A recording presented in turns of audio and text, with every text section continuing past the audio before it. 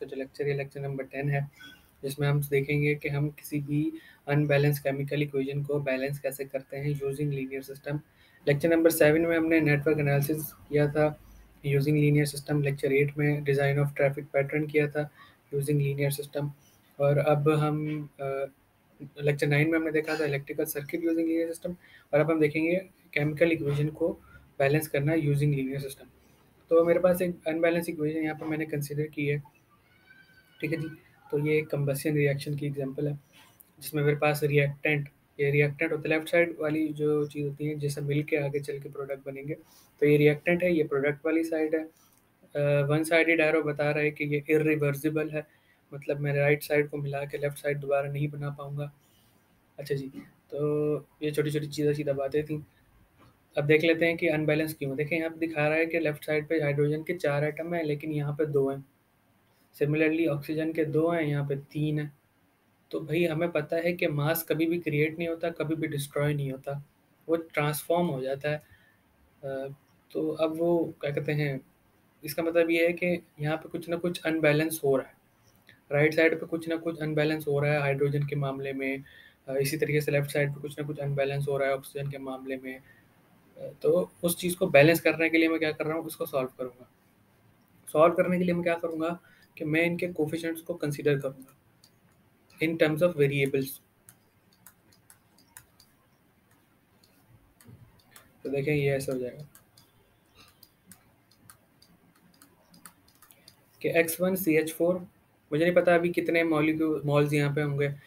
X2O2 मुझे नहीं पता अभी कितने मोल्स यहाँ पे होंगे।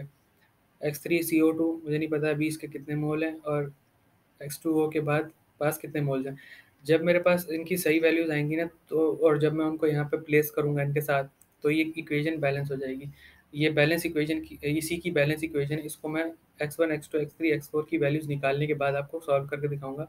तो प्रूव हो जाएगा कि हमने सिस्टम को सही से सॉल्व किया है, ठीक है जी। तो अभी फ़िलहाल बैलेंस इक्वेशन को इग्नोर करते हैं और अभी हम सॉल्व कर लेते हैं कि सिस्टम कैसे सॉल्व होगा, ठीक है जी। तो अब देखिए मैंने क्या किया, मैंने यहाँ पे 4 कॉलम्स बनाए हैं, एलिमेंट, रिएक्टेंट, प्रोडक्ट और इक्वेशन। अब एलिमेंट का मतलब क्या है, मेरे पास एलिमेंट का मतलब ये है कि मेरे पास इक्वेशन में कितने अलग अलग एलिमेंट्स मौजूद हैं। तो एक एलिमेंट मेरे पास कार्बन है, एक मेरे पास है हाइड्रोजन, एक मेरे पास है ऑक्सीजन। देखें सी है, एच है और ओ है, इसके अलावा कोई नहीं है। तो अब मुझे देखना है कि रिएक्टेंट साइड पे सी के कितने मोल्स हैं। तो देखें सी के सब्सक्रिप्ट में क्या है, सी के सब्सक्रिप्ट में 1 है, मतलब कुछ नहीं है तो 1 है। तो मैं लिखूंगा 1x1, 1 लिखने की ज़रूरत है बिल्कुल नहीं। तो x1 है। प्रोडक्ट साइड पे ये कितना बना रहा है, ये बना रहा है 1x3, 1 लिखने की ज़रूरत नहीं है। तो प्रोडक्ट साइड पे ये x3 बना रहा है।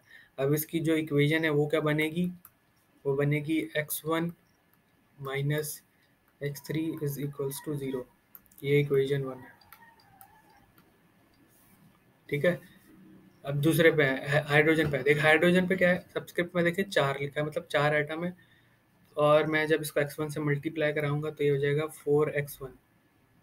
सॉरी लैग आ रहा है। तो ये हो जाएगा 4x1। और कोई है हाइड्रोजन लेफ्ट साइड पे नहीं है। अब राइट साइड पे आ जाए, इधर भी नहीं है, इसका मतलब यहाँ पे। तो हाइड्रोजन के देखें सब्सक्रिप्ट में क्या 2, और मुझे x4 से मल्टीप्लाई करवा के लिखना पड़ेगा। तो इक्वल के बाद यहाँ पे आएगा मेरे पास 2x और क्या कहते हैं 4 आएगा। 1 मिनट लैग हो रहा है, मैं ज़रा सिस्टम चेक कर लूँ। चलिए जी, तो अब इसकी इक्वेशन क्या बनेगी, ये हो जाएगा 4x1 minus 2, sorry sorry sorry गलती हो जाएगा 2x4 is equals to 0 and this will be our equation number 2। अब ऑक्सीजन देखिए लेफ्ट साइड पे कितने हैं, 2x2, 2x2, और राइट साइड पे कितने हैं, देखें इस वाले प्रोडक्ट में भी है, इस वाले प्रोडक्ट में भी है। अब इसमें क्या है 2x3, 2x3 subscript multiplied with coefficient plus 1 है, 1 लिखने की जरूरत नहीं है, x4। अब देखें इससे क्या इक्वेशन बनेगी, ये बनेगी 2x2 minus 2x3 minus x4 is equals to 0, equation number 3। तो देखें हमने एक चीज़ obtain कर ली विच इज़ सिस्टम। हमने सिस्टम बना लिया अपने लीनियर इक्वेशंस का। अब मैं क्या करूँगा, सिंपल है, मैं इसको ऑगमेंटेड मैट्रिक्स बना के सॉल्व करूँगा using the properties and rules of elementary operations and Gaussian elimination. तो अब देखें ऑगमेंटेड मैट्रिक्स इसका क्या बनेगा। देखें एक और चीज़ एंड में नोट कीजिएगा, 4 अननोन है, इक्वेशन 3 है। तो अभी से बता रहा हूँ इसके इनफाइनाइट मैनी सोल्यूशन बन सकते हैं। कैसे, अभी दिखाता हूँ आपको, रुकें। देखिए पहली इक्वेशन लिखेंगे 1, यानी x2 वाला कोफिशिएंट 0 है, फिर ये -1 है, और x4 वाला भी 0 है, और इक्वल के बाद 0, ठीक है। और दूसरी में देखें ये 4 है, और ये दोनों 0 हैं, और ये -2 है and 0। This is 0, this is 2, -2, -1 and 0। अब देखें, अब मैं अप्लाई कर रहा हूँ गॉसियन एलिमिनेशन की प्रॉपर्टीज मैट्रिक्स की। तो अब देखें फर्स्ट रो का जो लीडिंग वन है उसके नीचे वाले सारे एलिमेंट 0 होने चाहिए, 4 0 नहीं है। So what would I do कि मैं R2 में से माइनस करूँगा 4R1। तो मैट्रिक्स जो है वो थोड़ा चेंज हो जाएगा, वो कुछ इस तरीके से बन जाएगा। पहली रो पे तो कोई ऑपरेशन अप्लाई नहीं हो, वो तो रहेगी सेम, ठीक है। सॉरी, टेढ़ी हो गई लाइन। तो ये तो रहेगी भैया सेम, 0। देखिए इसमें क्या होगा, 4 को 1 से करूँगा और फिर मैं इसमें माइनस कराऊंगा तो ये हो जाएगा 0 ना। 4, ये तो सारे 0 ही रहेंगे। ये -4 है, मतलब 4 को ऐसे करूँगा -4 बनेगा, 0 -4 विच विल गिव मी +4, ठीक है। और ये तो 0 रहेगा, नहीं 0 नहीं रहेगा, ये रहेगा -2 ही रहेगा, इट विल रिमेन -2, ये रहेगा 0 ना। ये हो जाएगा, क्योंकि तीसरी पे का ऑपरेशन अप्लाई नहीं किया, वो तो सेम एज इट इज रह जाएगी। अब देखें यहाँ पे एक चीज़ नोट करें, सेकंड रॉ में जो उसका सेकंड रॉ का जो लीडिंग वन है, वो ये वाला एलिमेंट क्या मैं बना सकता हूँ किसी तरीके से? बिल्कुल बना सकता हूँ, अगर मैं R2 और R3 को इंटरचेंज करा दूँ। तो मैं क्या करूँगा, मैं यहाँ पे R2 और R3 को इंटरचेंज कराऊँगा। तो अब मेरे पास मैट्रिक्स कुछ ऐसे बन जाएगा, 1 0 -1 0, और नीचे वाली रॉ ऊपर आ जाएगी, मतलब -2 -1, और बीच वाली नीचे चली जाएगी, 4 -2 0 0 एंड 0, ठीक है जी। तो कुछ नहीं किया, R2 और R3 को इंटरचेंज कर दिया। अब देखें मुझे इस लीडिंग वन को 1 बनाने के लिए मुझे क्या करना पड़ेगा, R2 को 2 से डिवाइड करना पड़ेगा, या सिंपली हाफ से मल्टीप्लाई करना पड़ेगा। तो जब मैं इसको मल्टीप्लाई करूँगा तो ये कुछ ऐसा हो जाएगा, पहली रॉ पे तो कोई ऑपरेशन अप्लाई नहीं हुआ तो वो तो सेम रहने वाली है, 0। इस पे 0, 2 को हाफ से मल्टीप्लाई करूँगा 1 बनेगा, -2 को करूँगा -1 बनेगा, -1 को करूँगा माइनस हाफ बनेगा, और 0 को करूँगा तो 0 रहेगा। इस पे तो कोई ऑपरेशन ही अप्लाई नहीं किया, तो ये तो रहेगी सेम, 0, सिंपल। अब देखें थर्ड रॉ का जो लीडिंग वन है वो ये वाला एलिमेंट बनेगा, 4। तो इसको 1 बनाने के लिए मैं क्या करूँगा कि मैं R3 को डिवाइड करूँगा 4 से। तो यहीं पे दिखा देता हूँ नेक्स्ट पेज पे जाने के बजाय।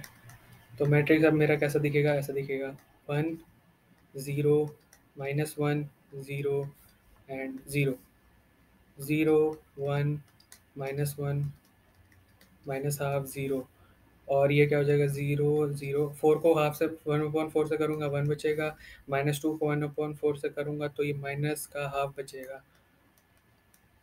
और राइट साइड पे 0 रह जाएगा। देखें अब हमारा जो ये है ना, ये हमारे पास इकोलॉन फॉर्म में आ चुका है, EF इकोलॉन फॉर्म में। अब मैं इससे सिस्टम को सॉल्व कर, मतलब इससे मैं अब x1 x2 x3 और x4 के लिए वैल्यूज़ को फाइंड आउट कर सकता हूँ।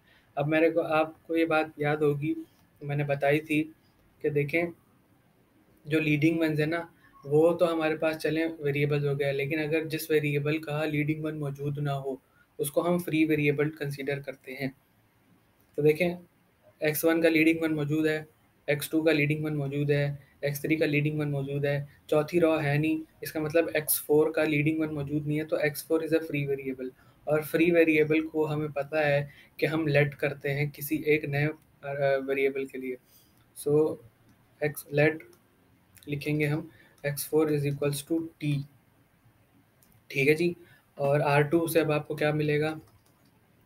अब R2 या बल्कि R3 से ही पहले निकाल लेते हैं। तो R3 आपको बता रही है, ये R3 आपको बता रही है कि अब ये देखें ये क्या बनाएगी कि x3 बराबर होगा, जब मैं इसको राइट साइड पे लेके जाऊंगा तो x3 बराबर होगी minus half of x, sorry half of x4, क्योंकि इधर माइनस है उधर प्लस है। सो x4 अपॉन 2 होगी ये, which will be equals to T upon 2। ठीक है जी। अब आ जाए R2 आपको क्या बता रही है? R2 आपको बता रही है कि ये है x2 बराबर है किसके?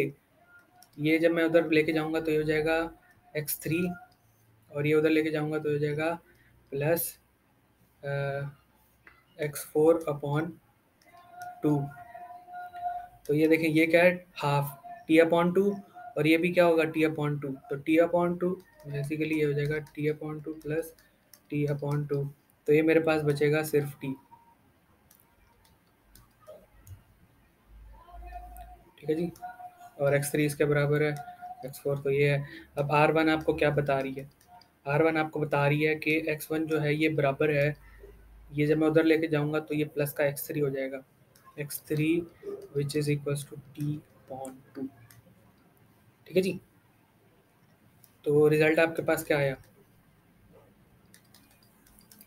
कि x1 comma x2 comma x3 comma x4 ये बराबर हैं किसके? ये बराबर हैं T upon 2 comma T comma T upon 2 comma T.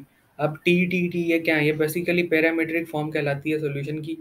अब इसका मतलब ये है कि आप टी की कोई भी वैल्यू अब इसमें रखो तो केमिकल इक्वेशन बैलेंस हो जाएगी। मिसाल के तौर पे अगर मैं टी को 2 रखता हूँ, अगर मैं टी को 2 रखता हूँ तो x1 क्या बनेगा? 1। अगर मैं टी को 2 रखता हूँ, if T is equals to 2, तो x1 बनेगा 1, x2 बनेगा 2, x3 बनेगा 1 और x4 बनेगा 2। तो देखें 1 2 1 2, याद रखिएगा। अब आ जाए शुरू में मैंने आपको बैलेंस केमिकल इक्वेशन दिखाई थी, देखें इधर 1 है, इधर 2 है, इधर 1 है, इधर 2 है। अब आपको समझ आई कि हमने बैलेंस सिस्टम को किस तरीके से किया, बिल्कुल सही किया। और एक और चीज़, एक नोटेबल चीज़ है इसमें कि अगर आपको इन कोफिशेंट्स को पॉजिटिव इंटीजर बनाना है, तो टी की आपको कम से कम 2 वैल्यू रखनी पड़ेगी। ठीक है। अ, अगर आप टी की हर वैल्यू इवन रखेंगे ना, इवन इवन से मुराद है डिवाइडेड बाय 2 रिमाइंडर 0। अगर आप टी की वैल्यू इवन रखते जाएंगे तो आपके पास पॉजिटिव इंटीजर्स आते जाएंगे। अगर अदर देन इवन नंबर रखेंगे तो कोई कोफिशिएंट आपके पास डेसिमल में भी आएगा। तो ये छोटी छोटी बातें होती हैं, ये ऑब्जर्व करने वाली होती हैं। तो बहरहाल ये आप इसका चाहें तो स्क्रीनशॉट ले लें, हमने इसको सॉल्व कर दिया। इक्वेशन हमने इस तरीके से बनाई थी, सिस्टम बनाया, ऑगमेंटेड मैट्रिक्स बना के सॉल्व किया और वैल्यूज फाइंड आउट कर ली। तो इसको आप भले नोट कर लें, मैं आपको दे रहा हूँ टाइम, स्क्रीनशॉट ले लें, यहाँ तक लीजिएगा, इक्वेशन 3 तक ले लिया।